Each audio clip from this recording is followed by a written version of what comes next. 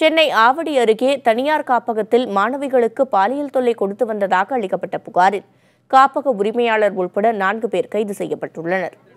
ஆவடி அருகே செயல்பட்டு வரும் காப்பகத்தில் ஏழை எளிய மற்றும் ஆதரவற்ற சிறுவர் சிறுமிகள் தங்கி அருகே உள்ள அரசு பள்ளியில் பயின்று வருகின்றனர். விடுதி காப்பாளர்கள் பாலியல் தொந்தரவு கொடுப்பதாக மாணவிகள் அளித்த புகாரின் பேரில் மாவட்ட குழந்தைகள் காப்பக அலுவலர் செந்தில் அந்த காப்பகத்திற்கு சென்று விசாரணை நடத்தினார். அப்போது காப்பாளர்கள் சாமுவேல், பாஸ்கர், முத்து ஆகியோர் தினம்தோறும் பாலியல் தொந்தரவு செய்து வந்ததாக மாணவிகள் கண்ணீர் மல்க தெரிவித்தனர். இதனைத் தொடர்ந்து காப்பகத்தின் உரிமையாளர் விமலா ஜேக்கப், உதவியாளர் நிர்மலா, காப்பாளர்கள் முத்து, பாஸ்கர் ஆகிய 4 பேரை காவல்துறையினர் கைது செய்தனர்.